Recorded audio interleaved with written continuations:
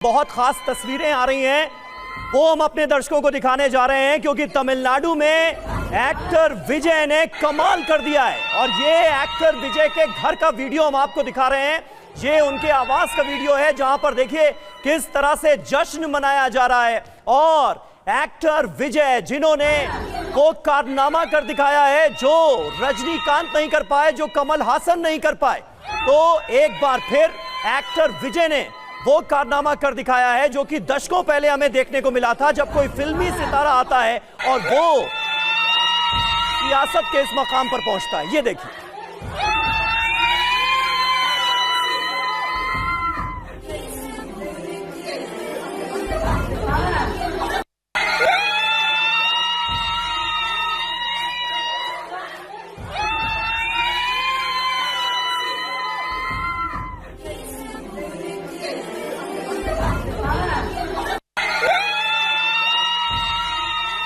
आनंद प्रकाश पांडे हमारे संवाददाता इस वक्त हमारे साथ मौजूद हैं। आनंद, जश्न की ये अपने आप में बहुत दिलचस्प तस्वीरें सामने आई हैं। एक्टर विजय के इस बड़े कारनामे के बाद उनके आवास पर किस तरह से लोग जश्न मना रहे हैं, मुमकिन है ये घर वाले ही हैं, उनके परिवार वाले ही हैं। जरा बताएं इन तस्वीरों के बारे में। जी बिल्कुल, एक्टर विजय के घर पे तो जश्न मन रहा है, साथ ही साथ शाम को उनका जो पार्टी का हेडक्वार्टर है वहाँ पर भी जश्न की तैयारी की जा रही है। और ये जो पूरा रास्ता है उसको पुलिस ने अभी से बैरिकेडिंग से उसको घेर दिया। और साथ ही साथ जो उनका जो ये हेडक्वार्टर है जहाँ पे अभी हम खड़े हैं, ये भी उनका अपना ही घर है, लेकिन ये पुश्तैनी उनका घर है, उसको उन्होंने पार्टी हेडक्वार्टर में तब्दील कर दिया है। यहाँ पर धीरे धीरे सपोर्टर्स की भीड़ जुट रही है। सपोर्टर्स के हाथ में सीटी है, वो सीटियाँ बजा रहे हैं जो कि उनका इलेक्शन का सिंबल है। और साथ ही साथ हम आपको बता दें कि एक्टर विजय बताया जा रहा है कि शाम को यहाँ पर आएंगे, यहाँ पे अपने सपोर्टर्स को धन्यवाद देंगे और सपोर्टर्स को यहाँ एड्रेस भी करेंगे। इस बीच में ये जानकारी मिल रही है कि संभव है कि कुछ पॉलिटिकल पार्टी खासकर कांग्रेस की तरफ से उनसे संपर्क किया जाए, क्योंकि ये बताया जा रहा है कि कांग्रेस पार्टी चाहती है कि ऐसी संभावना बने तो कि टीवीके अगर सरकार बना रही है और कुछ सीटों की कम जरूरत पड़ती है तो कांग्रेस पार्टी उनको समर्थन दे सकती है। जाहिर तौर पर कोशिश ये है कि एआईएडीएमके और बीजेपी को कैसे भी रोका जाए या फिर एआईएडीएमके समर्थन दे सकती है। देखिए, इस बात के भी आसार नजर आ रहे हैं और आसार तो ये भी हैं कि एक्टर विजय कहीं एआईएडीएमके के पाले में ना चले जाएं। लेकिन हमारे साथ इस वक्त दिनेश दो बहुत खास मेहमान जुड़ रहे हैं। हमारे साथ जुड़ रहे हैं, डॉक्टर अजय आलोक और चरणजीत सापरा हमारे साथ अभी जुड़ चुके हैं। चरणजीत जी, कांग्रेस के हिसाब से केरल के अलावा बाकी जगहों पर मुस्कुराने की कहीं कोई वजह दिखाई दे रही है क्या?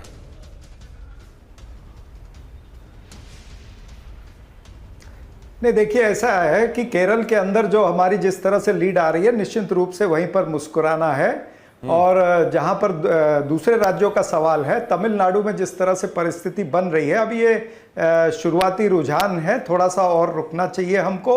और पश्चिम बंगाल के अंदर निश्चित रूप से हम 294 सीटों पर लड़े हैं, लेकिन हमारा मेन मुद्दा ये था कि 294 सीटों पर हमारे संगठन को पुख्ता करना, मजबूत करना, हमारा एक संगठनात्मक नेटवर्क जो पिछले कई वर्षों में कमजोर हुआ है उसको मजबूत करना। मुझे लगता है कि 294 सीटों पर लड़के हमने 294 सीटों पर कांग्रेस पार्टी के हाथ का सिंबल भेजा है। हमने अपने कार्यकर्ताओं को मजबूत मतलब आप ये कह रहे हैं कि खुशी मनाने की एक जगह वजह है, बाकी जगह कंसोलेशन प्राइज है। ड्राइंग बोर्ड पर बैठ करके और मेहनत करनी पड़ेगी। वो तो दिखाई दे रहा है, जाहिर है मेहनत करनी पड़ेगी, लेकिन करनी पड़ेगी सर। 294 सीटों पर आपने हाथ का सिंबल भेजा और प्रधानमंत्री मोदी ने यह कहा कि 294 सीटों पर मैं उम्मीदवार की तरह लड़ रहा हूं, उसका असर ज्यादा पड़ता हुआ नजर आ रहा है। डॉक्टर अजय आलोक हमारे साथ मौजूद हैं। डॉक्टर अजय, सबसे पहले तो आपको पश्चिम बंगाल की कामयाबी के लिए बधाई मैं दे दूं, हालांकि रुझान ही है, लेकिन 173 तक आंकड़ा पहुंचता हुआ नजर आता है। मुझे लगता है कि पिछले 3 दशक की ये सबसे बड़ी सियासी खबर है। पश्चिम बंगाल में ऐसी परफॉर्मेंस होगी बीजेपी की, ये सोचा गया था क्या?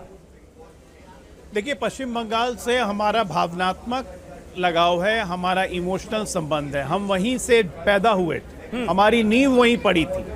पहले चुनाव में भी जनसंघ को 4 सीटें पश्चिम बंगाल से आई थी, उसके बाद हम वहां से गायब होते गए। एक अथक परिश्रम का प्रयास है पश्चिम बंगाल। और आज पिछले 15 वर्षों में जो मेहनत हमने की है, 2011 से शुरू की थी, उसके बाद हमारे गृह मंत्री तब तत्कालीन राष्ट्रीय अध्यक्ष थे 2014 से, जो उन्होंने काम शुरू किया पिछले 12 साल में, आज उसका प्रतिफल हमें मिल रहा है। और पश्चिम बंगाल की जनता इसमें सबसे बड़ी शिल्पीकार है। हम कुछ नहीं है, जनता शिल्पीकार है। 3 टेक अवे हैं। पूरे जी। चुनाव के। जी जो सनातन विरोधी और हिंदू विरोधी होगा उसको इस देश की जनता स्वीकार नहीं करेगी। 30% पॉपुलेशन पश्चिम बंगाल में मुसलमानों की, 35% असम में, दोनों जगह बीजेपी आ रही है। तमिलनाडु में 12% होने के बाद डीएमके को लोगों ने रिजेक्ट कर दिया। तीसरे नंबर की पार्टी डीएमके बनने जा रही है। नंबर 2 टेक 4000 विधानसभा सीट कांग्रेस हार चुकी है पिछले 12 सालों में, और 3000 प्लस विधानसभा सीट हम जीत चुके हैं पिछले 12 सालों में। सापरा साहब को बधाई दीजिए, राहुल गांधी का सेंचुरी होने वाला है चुनाव हारने का। एक इंडी गठबंधन खत्म, घमंडिया का वजूद खत्म। राहुल गांधी जी को कोई अब नेता नहीं मानने को तैयार है, ये भी तय हो चुका। उनको कोई इंटरेस्ट नहीं है भारत की पॉलिटिक्स में, ये भी तय हो चुका। बेहतर है इटली शिफ्ट हो जाए, ज्यादा अच्छा रहेगा उनके लिए। कांग्रेस पार्टी लेकिन जब आप इतना कुछ बता रहे हैं डॉक्टर अजय आलोक, तो ये भी बता दीजिए कि तमिलनाडु में क्या होने वाला है, क्योंकि एक्टर विजय ने वहां पर कमाल कर दिया है, इतिहास रच दिया है। और एक्टर विजय पर डोरे डालने में आपकी पार्टी भी आगे रही, और कांग्रेस पार्टी का एक धड़ा भी चाहता था कि एक्टर विजय के साथ कुछ ना कुछ हो जाए। अब चुनाव के नतीजों के आने के बाद क्या मुमकिन है, क्या भारतीय जनता पार्टी ऑफर देगी एआईएडीएमके के साथ मिलकर एक्टर विजय को अपने साथ लाने की? चुनाव के पहले भी आपसे बात हुई थी, जब 5 राज्यों के चुनाव अनाउंस हुए थे। हमने कहा था कि 4-1 का रिजल्ट रहेगा। मैं फिर कह रहा हूं 4-1 का 4-1 का रिजल्ट रहेगा। 4 राज्यों में एनडीए की सरकार बनेगी। मतलब ये तो स्पष्ट हो गया कि वहां भी टीवी के जो है आपके साथ जा रहा है, आप तो ये कह रहे हैं डॉक्टर साहब। लेकिन ये बताइए कि बंगाल के संदर्भ में लोग ये भी जानना चाहते हैं कि ये इलेक्शन में जैसे कहा जाता है पॉपुलर सेंटीमेंट और वोट, और एक होता है इलेक्शन मैनेजमेंट। आप यहां किसकी विक्ट्री देख रहे हैं? नहीं, मैं इसको बिल्कुल बंगाल की जनता का इमोशनल सेंटिमेंट देख रहा हूं और कुछ नहीं। बंगाल की जनता का वेग देख रहा हूं और कुछ नहीं, क्योंकि मैं था बंगाल में, 4 महीने बंगाल में बिताए हैं मैंने। मुझे पता है वहां पे जो ग्राउंड पे जो जनता का सेंटिमेंट था। कल ही आपने फाल्टा सीट पे देखा जिस तरह से हिंदुओं ने आके रीपोलिंग में बाहर निकल के कहा कि हमें धमकाया जा रहा है कि वोट नहीं देना है, कुछ नहीं करना है, मारा जा रहा है, चुनाव के बाद ये मारेंगे। तो बंगाल की जनता का सेंटिमेंट था कि सरफरोशी की तमन्ना अब हमारे दिल में है, देखना है जोर कितना बाजुए कातिल में है।